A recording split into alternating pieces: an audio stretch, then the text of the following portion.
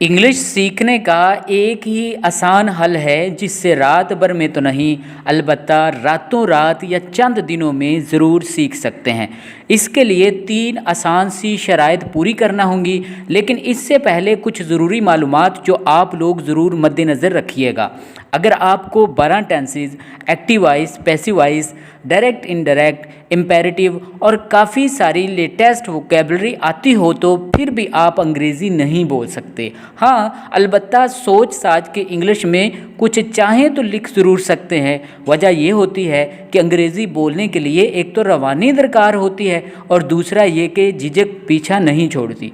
वैसे भी 16 टेंसेस होते हैं, लेकिन अमूमन 12 पढ़ाए जाते हैं। 4 फ्यूचर इन दी पास्ट के भी होते हैं जिनमें वुड का इस्तेमाल किया जाता है। मेरे दोस्तों, इंग्लिश सीखने का सबसे आसान तरीका यह है कि आप अंग्रेज़ी बोलना शुरू कर दें।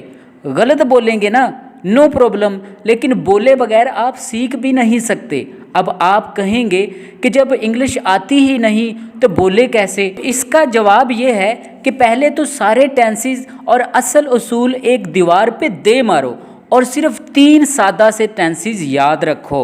वो कौन से टेंसेस हैं? सबसे पहला टेंस है प्रेजेंट इंडेफिनिट टेंस, दूसरा है पास्ट इंडेफिनिट टेंस और तीसरा है दोस्तों फ्यूचर इंडेफिनिट टेंस। भाई 3 टेंसेस हैं बड़े सिंपल से।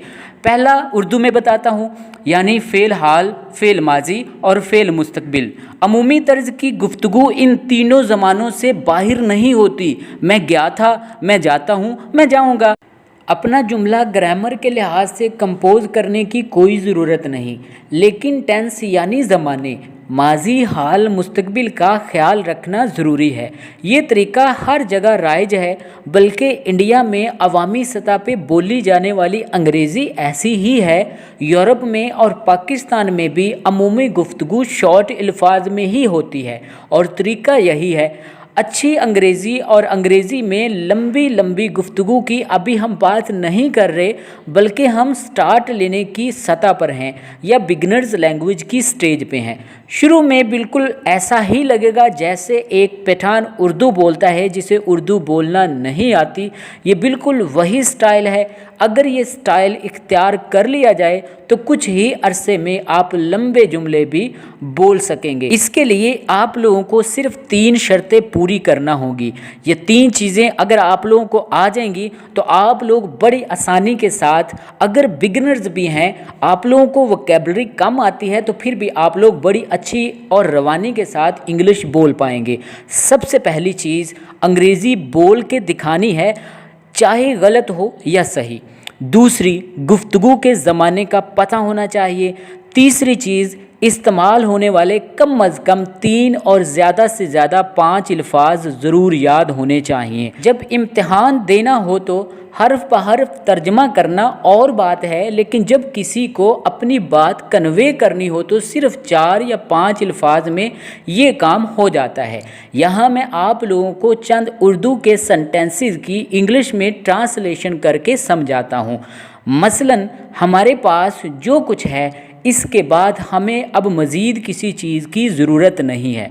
इस फ़िक्रे का लफ्ज़ ब लफ्ज़ तर्जमा इस तरह करेंगे, no we don't require anything in addition to whatever we hold. या इस तरह इसका लफ्ज़ ब लफ्ज़ तर्जमा कर सकेंगे, no we don't need anything in addition to whatever we possess. लेकिन इसका शॉर्ट वर्जन जो सिर्फ 4 अल्फाज में है ये होगा, वी नीड नो मोर। आप देखें यहाँ पे इतनी बड़ी स्टेटमेंट को सिर्फ 4 अल्फाज में ही सम अप कर दिया है। एक और मिसाल ले लेते हैं, मुझे तुमसे बहुत मोहब्बत है मगर तुम समझते ही नहीं।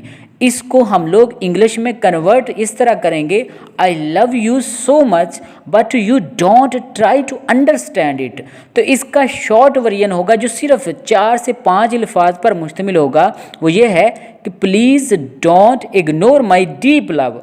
या इसको इस तरह हम कन्वर्ट करेंगे, I love you please understand me. तो दोस्तों, आप लोगों ने अपने लंबे लंबे उर्दू के सेंटेंसेस को इस तरह शॉर्टकट वे में कन्वर्ट कर देना है। उम्मीद है आप लोगों को ये वीडियो पसंद आई होगी। नेक्स्ट वीडियो में मिलते हैं, तब तक अपना बहुत ज़्यादा ख्याल रखिएगा। अल्लाह।